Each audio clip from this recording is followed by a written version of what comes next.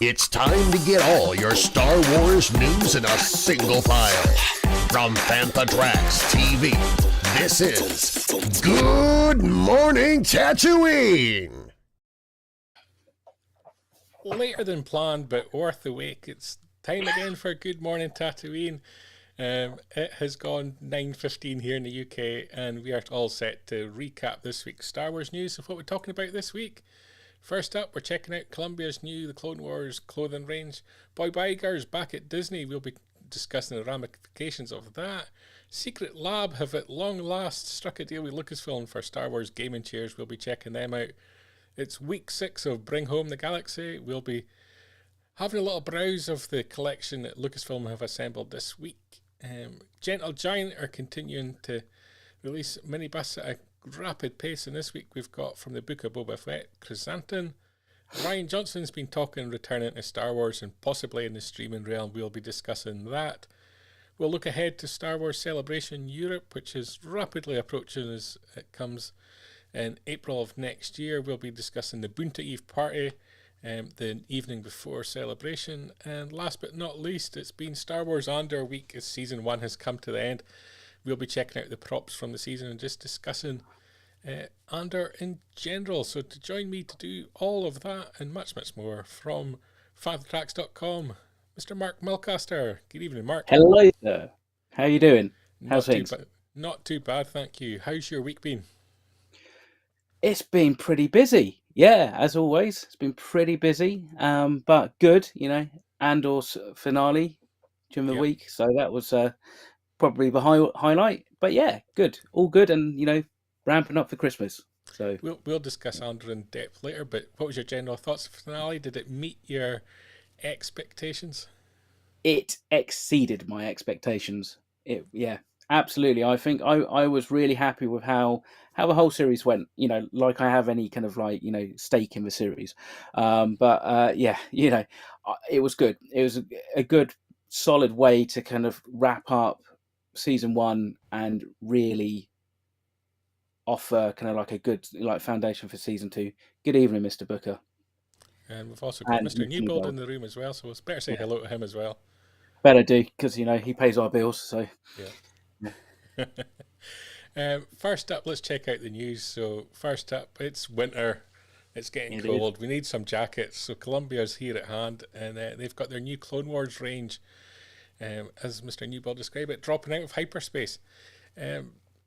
Fantastic new jackets, and fantastic for this time of year. What's your thoughts? I know you check out the Clone Wars animation. It's not my thing, but does it fit the kind of gear that a Clone Wars fan would want? Well, I think it fits the kind of gear that somebody who's got deep pockets would want anyway, regardless. I mean, these jackets are just beautifully put together, and it's nice that licensees are still feeling they've got confidence in the Clone Wars to be able to put out these jackets. That second one down with the kind of like the off-white with the burgundy kind of Jedi logo, that's my favorite by far.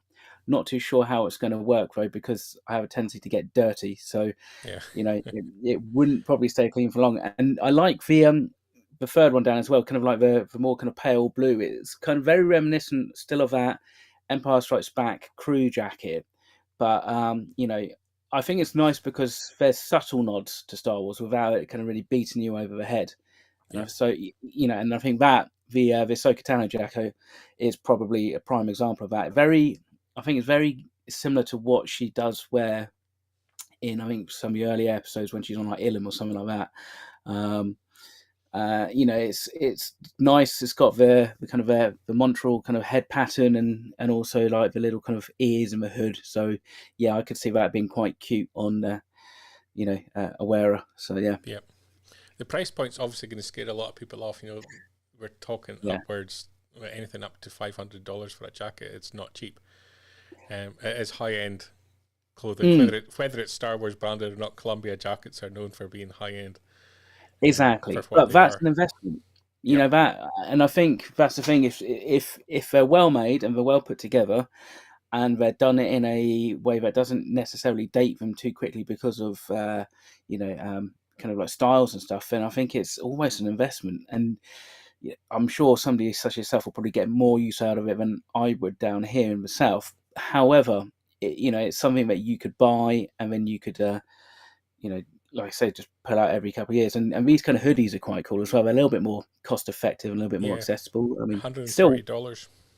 yeah. So they're still over £100 in that, but actually very similar. And I quite like the hoods. That's quite nice. So I think they've kind of found a really nice pattern with this in respects that there's Star Wars, but it doesn't smash you over the head. And I'm not sometimes a huge fan, ironically, of wearing Star Wars logos all the time. I quite like to sometimes go out and not feel like I'm just kind of some kind of licensee Yeah, mug. So, but yeah, the hats and the caps, all nice. Yeah, and nice to see the kind of logos on the back and stuff. So yeah, cool. yeah, yeah. Which one kind of grabs your attention? Well, I'm probably out anything going to go for one of the caps. I am a baseball cap wearer.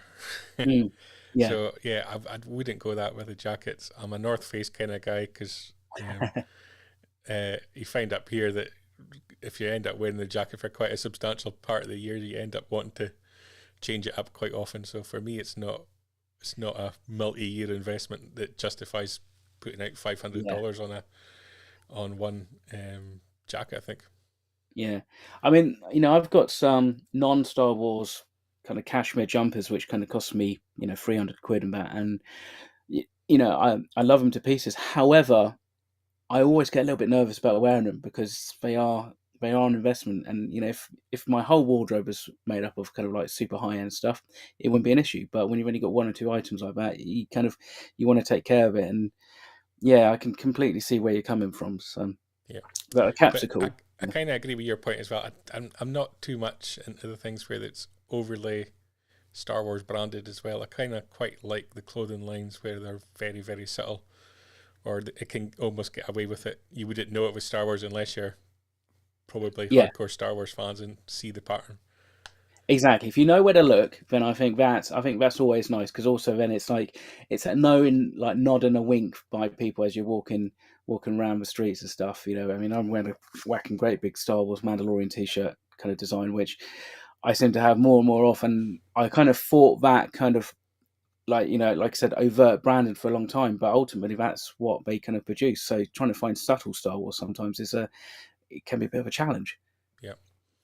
The guy that kind of brought Star Wars into the mass product realm, I guess, is Mr. Bob Iger, who's returned to Disney, and they've really capitalised on Star Wars as a product since the purchase in December 2012.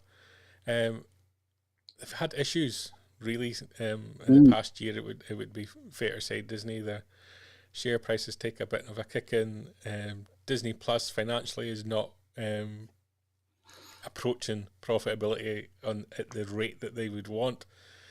And despite signing a 3-year deal in, I think it was July, he signed it, Bob Chapek has been replaced. Can't say fired, because Disney are not saying he's been fired, but effectively he has. He's stepped away. Mr. Iger's come back, announced that he's going to be CEO for the next 2 years through to 31st of December 2024, and during that period he's going to look for his successor. Your thoughts when you heard the news? Surprised, yeah. I mean, massively surprised. I read Bob's first book, so I'm guessing we're going to get a volume 2 now.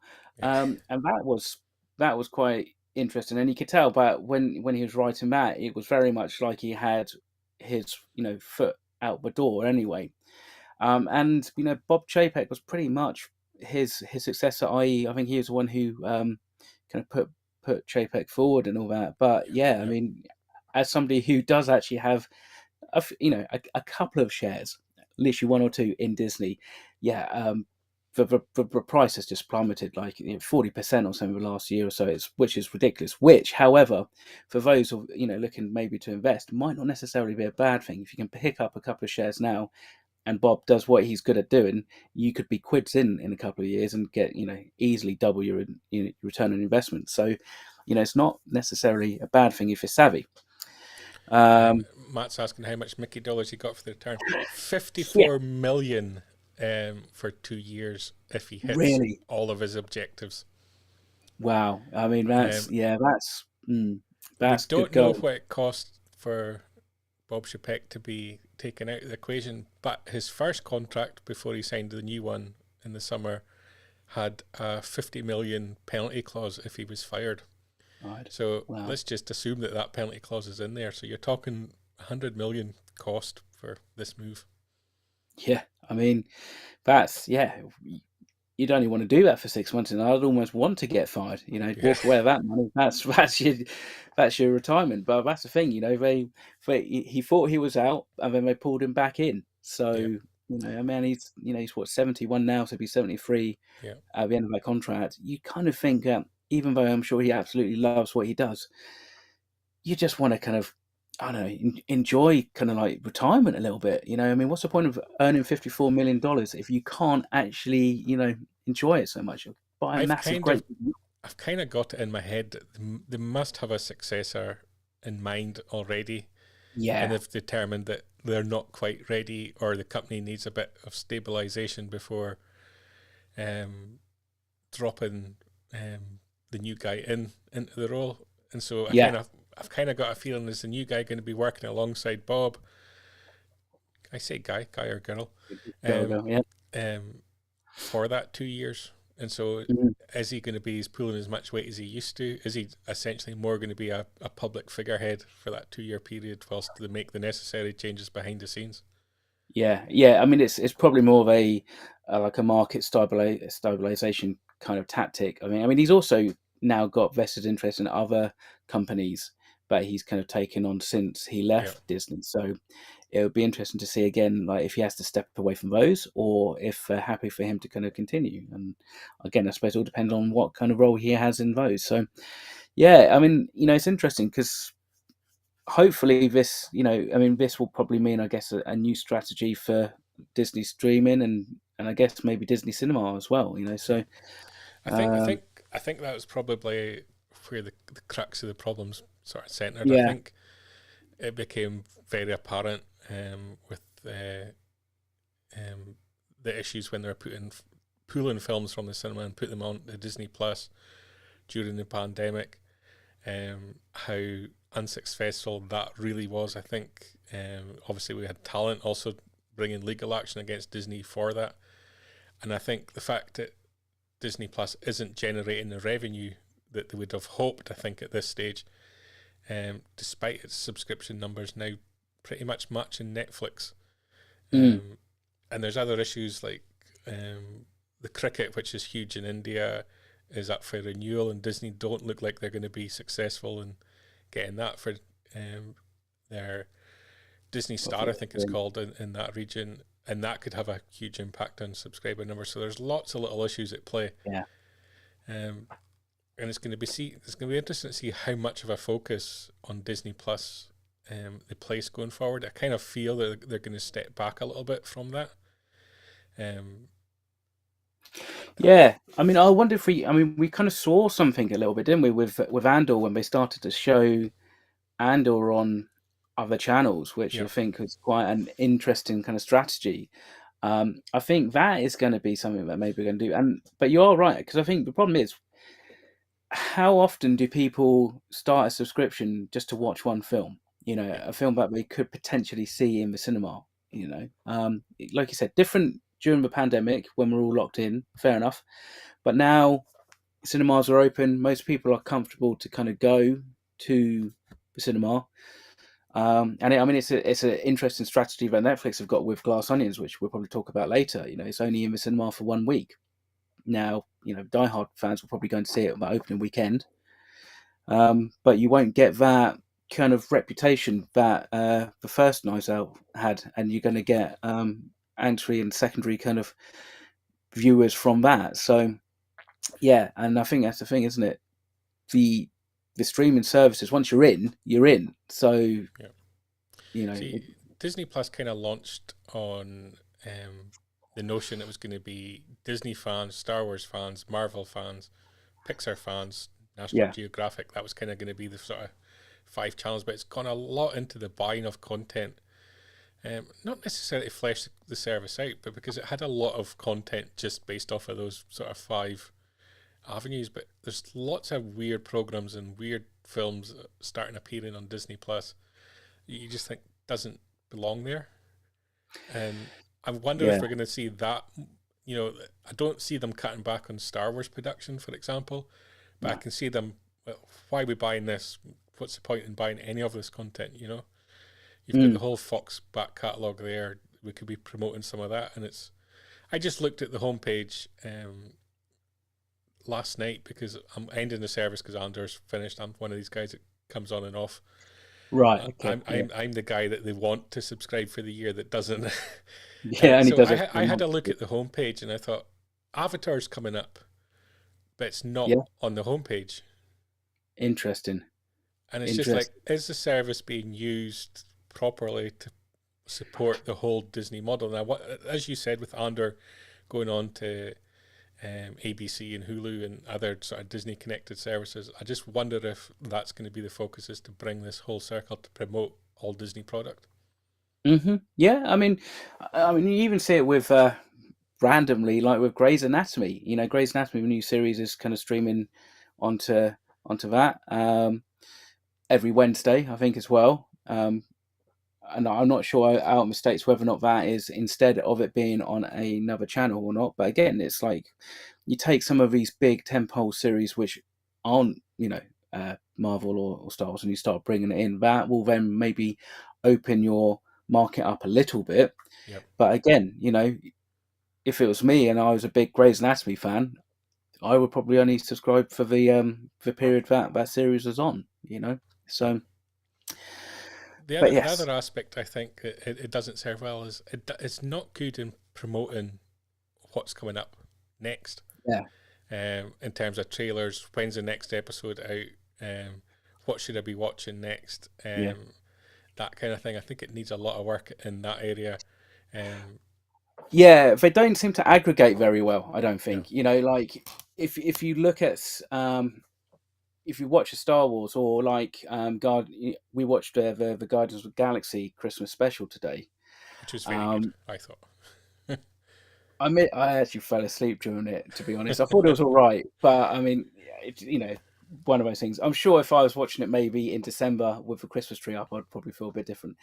But then all it did is at the end, it just kind of goes, watch, the first Guardians of the Galaxy, and it's just like, well, if I've watched a holiday special, there's a big chance that I would know that is already on the service. And it's like, actually, that's your prime opportunity to give me suggestions beyond MCU and something else a little bit more irreverent. So I think they are missing the trick with that. And they do seem to just drop stuff like out of thin air. You just, it doesn't seem to kind of like randomly have any kind of big push behind it from the marketing. It just seems to kind of they drop stuff and you're like, oh, that's fair in this, which is a nice surprise.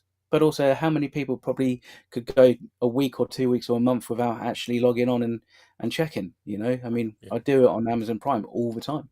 Yeah, I'm a big fan of what some of the streamers do. They almost have like a schedule that is almost like set up like a TV schedule.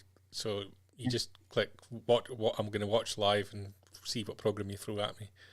And I think that could be a trick for Disney. Almost set up like a channel.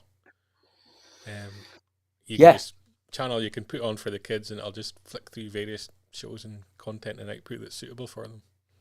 Yeah, that makes sense. I mean, to be fair, there is, working for Sky and stuff, there is still kind of like a benefit to linear kind of broadcasting and having a schedule. Some people kind of like need that, other people quite happy to dance around and stuff and jump from place to place, but you almost need like a Disney Plus kind of showcase kind of like, stream where you just kind of like jump into it and, you get the option to kind of either start whatever they're showing from the beginning or just carry on live, as it were. That's not a bad shout, to be fair.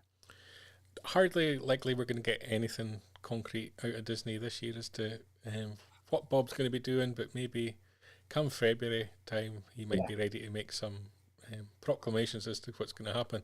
We do have the Comic Con in Sao Paulo, Brazil coming up at the start of December, and we are expecting announcements from Lucasfilm on Indiana Jones and the Mandalorian there. Jon Favreau, Dave Filoni are going to be in attendance, so that could be interesting in terms of content. But from Bob, we're probably going to have to wait, I think. Yeah, wait for an earnings call or something. Yep. Up next in the news, Secretlab gaming chairs have finally got the Star Wars brand. I'm a huge fan of Secretlab's chairs. I'm actually sitting on one right this very second. Oh, nice.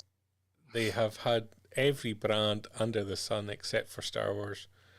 And they finally got Star Wars, and they've released a couple of editions in their Titan range. A Stormtrooper edition, which is all white, bad idea.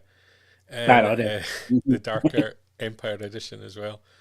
And I'm delighted to see these happening. Fantastic chairs, very high price point on them, worth every penny if you are stuck in a chair for a large portion of the day.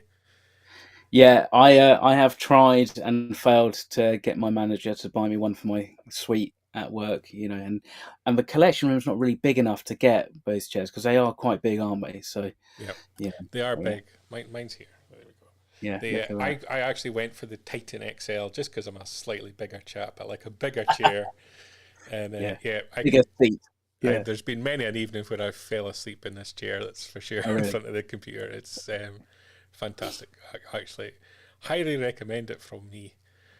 So if that recommendation carries any kind of weight to anybody, well, the chair does. So that's the main thing. So Mr. Newbold loves to look at chairs. He needs one. Definitely, it would fit in his Echo base very well, I think. Yeah. Newbold needs to do an unboxing or something. So we should get Secretlabs in touch with Mark. Get him to. Yeah, just be funny to try and watch him actually put it together. If anything else, So yeah, there's very specific instructions of what not to do when assembling it. It can go dramatically wrong just because of the it's not hydraulics but the gas element of it. So yeah, be careful when assembling. Next up. It's Bring Home the Galaxy, and we've reached week number 6, and so we've got a whole host of products, and we've got another 3 weeks to go. So let's get straight into it. Fashion and jewellery. Got little baby Grogu earrings, I think, right there in the middle. Ahsoka ones to the right. Some very bizarre stuff. Ties, cufflinks, neck chiefs. Yeah, lovely. I mean, again, it's that whole kind of bringing your fandom into the workplace in a subtle way, which doesn't scream, "I'm a Star Wars guy." But for those who are checking out your cufflinks and stuff, those Falcon cufflinks are very, very nice. Very nice. I never have enough cufflinks. I actually went for a job interview once, many, many years ago. Yeah. And I had the shirt on a hanger in the back of my car, and so I went to the car park and I changed. Then realised I didn't have cufflinks. Oh no! And the only thing I had to hold them together was document holder clips. The little string with the 2 bits of metal in each end. Yeah, I mean it works. It worked. Classy. I got the job. Yeah. There you go. Well, there you go. Yeah. He really likes his stationery. Yeah. Yeah. Star Wars Knights of the Old Republic is on Nintendo Switch, so that's a recommendation for this year. Still hugely popular, Knights of the Old Republic, and still people clamoring for whether it be a movie or TV content in that kind of time frame. I don't think anyone necessarily wants an adaptation. People want that look and that feel and that Jedi versus Sith kind of element. It's a gift that keeps on giving, really, this game, and considering the age and the fact that it's now going onto the Switch, which is perfect because again it just means that it's portable and you can kind of take it wherever you want, and this packaging is awesome because it's kind of like a VHS kind of style, kind of actual physical copy, which for computer games these days is actually getting fewer and fewer kind of options. It's difficult to actually get physical games now. And so I'm really into buying. If I buy a game, I'm not a huge gamer, but I buy every so often, and I like to buy the limited edition ones where there's actually been a lot of thought gone into the packaging. Yeah, yeah, So yeah, I would invest in that. Um, Star Wars toys are still huge. Hasbro have got a huge range of retro toys out. Um, you've got Funkos as well. You've got Lego. Um, always Christmas fillers. yeah. I mean, especially Funkos and those. It's kind of like poster boxes and that. They're pretty cool. I mean, admittedly, I am one of the rare Funko collectors who actually takes the mass-produced plastic out of its box and then throws away the box. But there's a few that deserve to stay in the box, and that looks beautiful. So, and I mean, I'm a huge fan also of the retro vintage kind of figures. I think they are by far the things that at least kind of get me more excited about Star Wars collecting than I think anything else at the moment, really. Yeah, there's a few more of them as well. Yeah. Um, some classic figures. My mother got quite excited this week because she read in the paper about an Obi-Wan Kenobi action figure going for 70,000, Oh wow. and she was adamant that she had one still in an ice cream tub somewhere in the cupboard that I had as a kid, and Right. took a long explanation as to why my $5 one was not worth 73,000. Yeah. Yes. Yeah. For one, it's in an ice cream tub and probably not mint on card. Yeah, So yeah. Those um, backpacks are pretty good though. yeah, really nice actually. It's the kind of thing that I want because I kind of feel like I need something for a convention. Maybe these are Mm, slightly too big. yeah. I mean, I was looking at it, kind of trying to work out the height of the model, because either those bags are absolutely massive or she is actually quite short, Yeah, because that is, so that is quite cool. That middle one definitely looks like you could kind of store a lot of stuff in. And the Imperial, that cool Imperial black design is timeless, isn't it? You're yeah. never gonna get tired of that, I don't think. Um, next up, Convergence, the latest High Republic novel, has obviously come out as Yep, well, so that's that one in of the front of me. recommendations. Yep. Yeah, and actually, Mark did a really good interview with Zoraida Cordova the other week. That's out now as a podcast. So if you haven't had a chance to listen to that, by all means, go and listen to it, because it's a good little chat. So Yep. and she's awesome. Whole host of different figurines and Yeah, Hallmark stuff. And weird tat that Mr. Newbuild, that's in the chat, he would love. Um, including probably that Ewok one. You can imagine Mark with that, can't you? oh, yeah, absolutely, yeah, yeah. I mean, that's quite cool.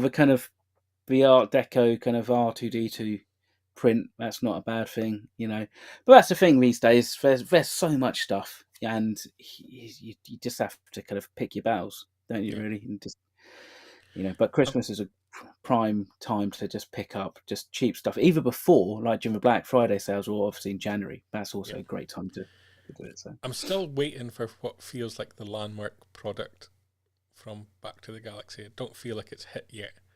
Mm. That's going to define this 9 week kind of thing. It kind of feels like it's a Christmas shopping guide than it is.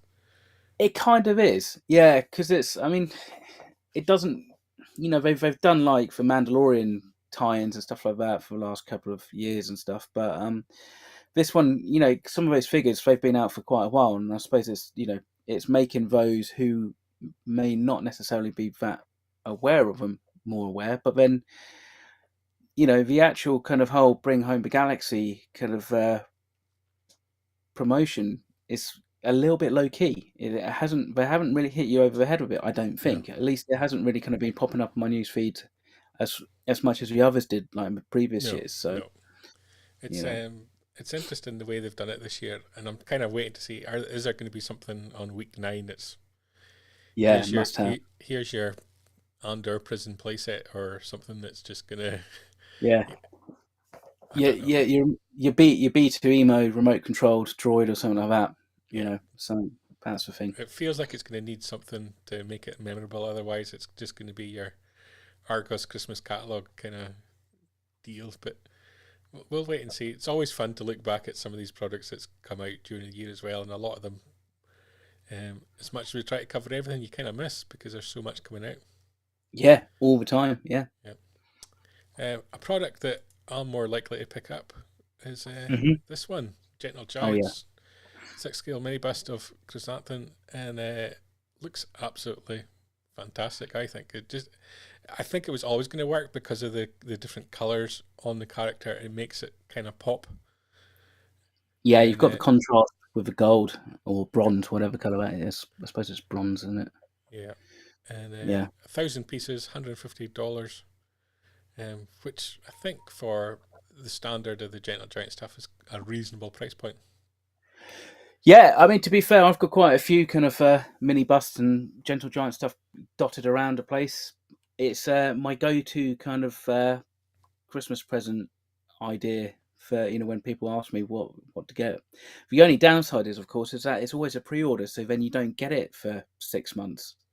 And I know that sometimes definitely puts my mum off. I think she likes to see my little happy face as I open up the packaging on Christmas morning. So knowing that it's not going to arrive for 6 months, I think sometimes puts her off. But sometimes you just have to put the cash down yourself because these are cool. And I think Krrsantan was pretty much a breakout character for me anyway from the series, Yeah, so definitely worth celebrating. And I'll be right behind a hashtag Krrsantan series, if they want to make one. yeah. I'm guessing we're kind of decided that they're not going to do another book of Boba Fett. I think we would have heard if they were going to do it by now. It just doesn't feel like that's going to happen. So potentially a spin-off with Krrsantan could happen, or is potentially more likely. Could be a way of saving a bit of face by Yep. not doing a spin-off. Loads of different ways you could do that. I mean, Krrsantan, there's that potential you could bring in Afra, which is I think a character that a lot of people would love to see on screen. But also, again, you can kind of make it more kind of just general bounty hunters, and Fennec Shand as well. I Yep. think you could leave Boba where he is and do something different by all means. And there's nothing saying that these guys won't turn up in season 3 of The Mandalorian as well. So Exactly. Yeah, Wookiees last live for a long time, so yeah, I'll be up for that. But again, that do we start to run the risk of that being the start of a very smaller galaxy if everybody starts popping up everywhere? I yeah, suppose but maybe. But if it's just Krrsantan for one episode or Fennec for an episode of that, yeah, yeah, definitely. I agree. I think Afra could work. It could kind of like scratch that kind of semi Indiana Jones kind of itch, and also something a little bit more offbeat, kind of comedic. So I think that would be where my vote would be. I think if I had a choice. Someone that's kind of thrown his hat in the ring of potentially doing some Star Wars TV content Mm. this week was Rian Johnson. I kind of placed this in the throwaway comment that someone's asked you a direct question whether you'd want to do Star Wars TV, and are you going to say no? You're Probably not going not. to say no. So No. I'm thinking, the first line probably says, "Emin, I would do a Star Wars anything," and I think you could leave it as that. And so I'm not sure there's such a story here, and that I don't think Rian Johnson's even remotely in the running to do anything Star Wars TV related. I think he's just interested in doing more Star Wars when he gets a chance. Yeah, I mean, I suppose part of the thing is there's, for a long time, and even now, there's still a little bit of a stigma by some cinematic directors to kind of transitioning over to doing streaming, to doing stuff on the TV, shall we say. Um, but arguably the budgets generally are a little bit smaller um, than what you're going to get for big cinematic release. However, he's an auteur director. He writes and directs, and he comes up with the ideas and stuff. So potentially, it could be a way to get him to kind of do something with a little bit less risk than chucking $250+ million at him to helm another Star Wars film. Which, given the reception of Last Jedi, um, would probably, I think, cause too much anxiety and infighting from the fandom from the get go. So I almost think it'd be doomed from before they even shot a foot of film, if I'm Yeah, honest. and So I openly admit I'm not a fan of The Last Jedi at all. But I don't use that to judge him as a writer or judge him as a director, because I've Yeah. watched other content that he's done and I have enjoyed. So in my mind, it doesn't mean that he can't come along and do something Star Wars related that I could thoroughly enjoy and get completely behind. Mm. I think, as you put it, the main problem is how did the fandom react? It's so such a Polarized. toxic area Yeah. that it's almost you almost can't get them involved in it. Yeah, I mean, I think probably the mistake that was made, really. I mean, because I will defend Last Jedi on its merits, to my dying breath. But I think probably one of the mistakes was actually giving him The Last Jedi to direct, as in giving him a Star Wars film which really had to deal with lots of legacy characters. And I think actually he kind of, somebody like Rian Johnson has the ideas and has his own mindset, but he was just basically just going to do what he wanted to do with it. And I think, to some degree, some of the blame has to obviously fall down on the feet of Disney and Kathleen Kennedy for not reining him in a little bit, unless they actually generally thought everything that he was doing was a good idea. However, that being said, and I think if you were to give him a Star Wars series and for it to be set, it could be set at any time point throughout, the timeline that we've got at the moment or beyond that. I think that would be quite interesting. Give him something to run with, set up his own little kind of micro galaxy, so to speak, do some interesting stuff. I mean, I saw Glass Onions on Friday. I thought it was an absolutely fantastic film. It's got the same DOP as Last Jedi, and that is by far one of the most beautiful shot Star Wars films in recent memory. So, yeah, I don't think you want to discount him on his his merits, but yeah, I think you'd have to be very careful as to what the subject matter is that you give him to kind of end work on. So, Yeah. but I'll be up for it. I'll be well behind. To me, the biggest fault is if you look at the sequel trilogy as a whole, the films are almost competing against each other. They're not working together to make a trilogy. And I don't blame Rian Johnson for that, because he's inherited a film and basically been given effectively free rein to do what he wants, with no plan in place as to, from Lucasfilm saying, right, we want this character to go on this journey, we want this to be the overarching storyline, this is where we're heading. Yeah. So Rian Johnson, given free rein to make The Last Jedi, has made the film that he wants to make and molded the characters into what he wanted the characters to be. You've then invited the guy that made the first film back, who's obviously then going to try and undo The Last Jedi to get them back to where he wanted the characters he created to be. So it just becomes a whole poisonous kind of thing, and it's hard to then judge each film for its own merits. Yeah. Yeah, I mean, in some respects, I mean, I know they were probably up against it, but possibly bringing JJ back was a thing that really made it less cohesive. If you'd got another director in who was then just tasked with, like, you now got to close this all up based on what you saw in Last Jedi, they would possibly do something completely different, So, but and I suppose also it's kind of that whole argument. Yeah, I was going to say they rejected a script that I thought complemented The Last Jedi. I think once you've gone down that route, you've got to commit and follow through. Exactly. Yeah, completely. I mean, I was just going to say that in some respects, they kind of did a similar kind of thing with, Gareth Edwards. We want you to go and make a Star Wars Save It Private Ryan. And then, then when he does deliver that, they then don't like it and they want to kind of like pivot away from it. So, and I think that's the kind of learning curve of, the Disney executives from this period. And I think it'll be an interesting story to read in 10, 15 years time when, the truth starts coming out. Yeah. And I think the other aspect of it is that Star Wars productions are probably watched more than any other film productions. It's not just a case of embracing what you get on the screen. At the end of the day, every aspect of it is overanalyzed to the point of death. So, Rian Johnson, he's got a tricky conundrum as to whether it is worth in his best interest to come back, I think, is a question for him. He's got a very successful career. He's doing things that people are loving.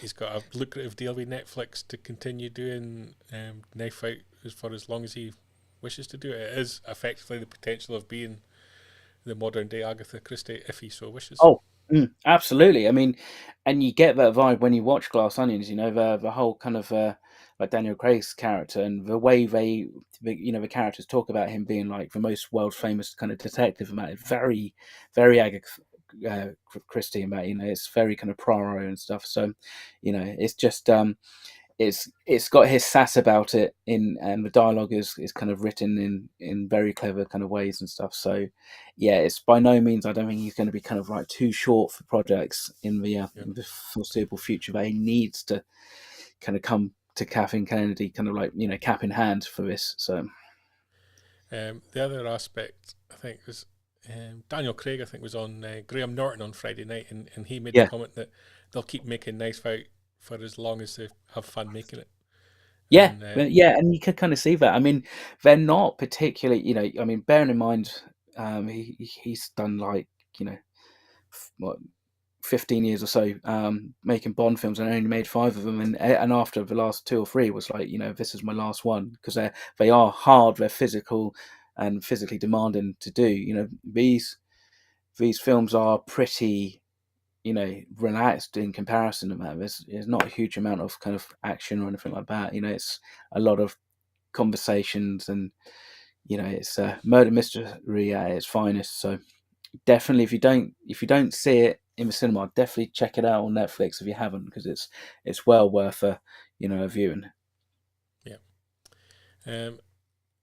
Something that maybe more people can find fun at. Boonta Eve is coming back for Star Wars Celebration, the virtual cantina. The guys that run this, it's going to be on the evening before Celebration starts. So that's the 6th of April at the Breakfast Club in Canary Wharf, which Canary Wharf is obviously all over Andor and various locations for the ISB. So good photo opportunities if you're heading that direction. Tickets go on sale at the start of the year, £30. I've never been to a Boonta Eve. I don't know if you have. I have not, and I don't think I'm going to get a chance to go to this one, because it's the day before Celebration. So I imagine I'm going to be up to my eyeballs in trying to set up a Rebel Legion and Joint Fanfatrax booth. So we might be lucked out on this one, I reckon, dude. I don't know if I'm going to get a chance to go over. That was kind of my thought too, but Celebration Europe in general, it's going to be here before we know it. 5 months. Yeah. Don't tell me about it. I mean, I regularly wake up in the middle of the night with a tight chest and sweat on my forehead thinking about it. So, but it's cool. I mean, it's nice that actually we're starting to see some of these events. Hashtag Cantina 2, that was kind of teased earlier on during the week. And I think that's the thing. There's always been this kind of stigma about, like, Celebration Europe is kind of like, the black sheep of the Celebration family, really. But doesn't get quite so much love from Reed and Lucasfilm. So it's good to see that other people are kind of like stepping up and trying to make it an even bigger and better event than just what you're going to see at XL. So yeah, hope it goes well for them. And as you say, a big part of Celebration as well, it's the social aspect of it. Whether you go to sort of these ticketed events that are being run by various groups round about Star Wars Celebration, or whether you just hang out in one of the hotels near the venue, you generally have a good time. You meet people that you've probably never met but have communicated with online, or people that are just Star Wars fans that you've never met before, and hang out, talk rubbish. Exactly. Yeah, getting a fight about Last Jedi in the queue for a like a panel or something. Yeah, that's it. Definitely. Spencer there saying Boonta will be great, and Mr. Newbuild also chiming in that Boonta will rock as well. So people that have been there in the past recommending that. So if you're going to Star Wars Celebration, tickets will be available at the start of the new year. So definitely check that one out. And as you mentioned, hashtag Cantina 2 as well. Look out for their Facebook postings as well, because that's another great event, and they really smashed out the park at the last Celebration in London in terms of musical guests Mm. And we'll await announcements for who's going to be there this coming year as well. Yeah. Last on the news front for this week was StarWars.com did an interesting article on the props of Star Wars Andor. I've just picked out one, which was Andor's gun, and there's a lot of discussion there as to how it came about. But Andor in general did, I thought, a lot of really nice things in terms of the look and feel of Star Wars, changing things up ever so slightly, but keeping that sort of familiar feeling. So like in Andor's gun, it kind of started out with the idea of copying Han Solo's DL-44, and then it kind of evolved into guns you see in Star Wars Battlefront, and something of a hybrid there too, and a few modifications. You've got something that looks and feels Star Wars, but is fresh, and I think there's a lot of that throughout Andor. Oh yeah, absolutely. I think one of the biggest gifts actually we got from Andor is just the whole physical environment. It's just been astounding. I mean, even down to the fact they used egg slicers to make light in fittings for some of the places and stuff like that. You can buy those from Sainsbury's, and the nice thing also is that like they're still kind of sticking to kind of like the DNA. So some of those control panels in the ISB, they are JVC like vision mixers basically that you can pick up for various prices on eBay. So I like when they do that. They kind of they're keeping to kind of like the DNA of what Roger Krrsantan did back in '76, and just obviously trying to make it slightly fresher, but also I guess they've got to make sure that it kind of all lines up with Rogue One and then A New Hope. So it's been fantastic. Was there a single set piece or prop that kind of stood out for you across the series? That's a tough question because they went from planet to planet, and there's a lot of crammed into those 12 episodes. Yeah, I mean there was. I mean, I think the ship, and actually one thing I did like is they used the same binoculars that Poe Dameron does in, funnily enough, Last Jedi, which is basically it's a director camera, which is basically rather than it having like a zoom, it's got 3 different size lenses, and it kind of like mechanically kind of rotates around and stuff. That is pretty cool. I like that. I mean, if again, it's that whole thing. If you know what to look at, if you know that they're using egg slicers for light fittings, then they stand out. But they, I think it's the fact that they also used the Rolex kind of like containers, which we, funnily enough, use on our Tatooine sets for Rebel Legion. And we did that before they were even in Star Wars. It's just certain items just have that. It could be in Star Wars, and if you think it's going to be in Star Wars, then it's great. So it's nice to see all those things going to pop up. But for me, I would probably say the Choco Puffs with the blue milk. I think that is by far that's definitely a marketable product there. We haven't had Star Wars cereal really properly. If they don't come out with cereal, yeah, or something, there's something far wrong. Yeah, cereals, chocolate cereals, something like that. They are missing the trick, So the one that stood out for me, and I forget the character's name. It was the kid that Andor encountered in the Highlands that kind of gave him the sort of the big speech. Yep. And he kind of had like a device which was effectively a camera, photography camera. Yeah. And it was, if you break that camera apart, it's the same part was used for the antenna and Boba Fett's helmet. Yeah. And, just little strange little connections there, but I just thought as a prop it looked really nice. It looked like old tech within the Star Wars galaxy, if that makes sense.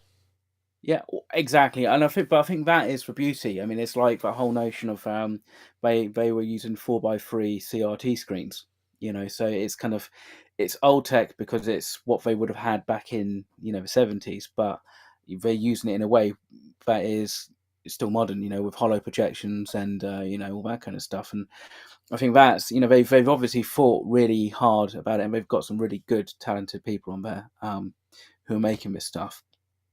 It doesn't feel thrown together in the same way as other shows have done that a little bit. So I think generally for me, Yeah, I mean that even that whole star path, that unit, it I couldn't tell you what it was, but it just has that kind of you like, oh, there's bits of that and there's bits of this, and it all works together. Yep. So yeah. Yep, and you can head over to StarWars.com if you want to find out more about Star Wars props from Andor. And that, Mark, concludes our week of Star Wars news recapping. Sadly, Sad times. Yeah. people want to see and hear from you more. They can check out Making Tracks on Fanta Tracks Radio. What have you got coming up in the show in the next short while? So yeah, well, we've finished our reaction chats for Andor, so we go a little bit dormant on that.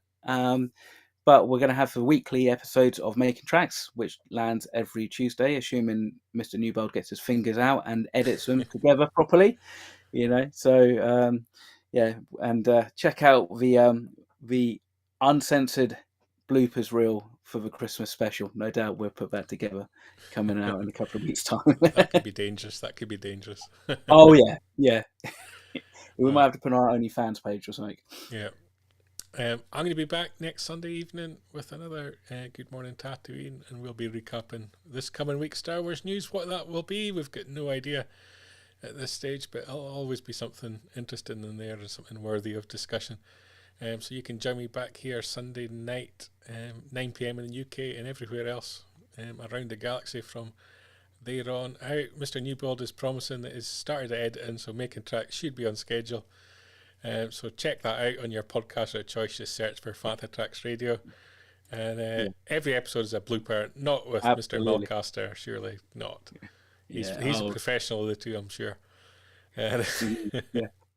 Thanks for Not. joining me this week, Mark. Always a pleasure to have you on the show. Thanks for having me, Brian. Good to see you. And we'll be back with more next week. Keep up to date with the latest Star Wars news each and every day on panthatracks.com.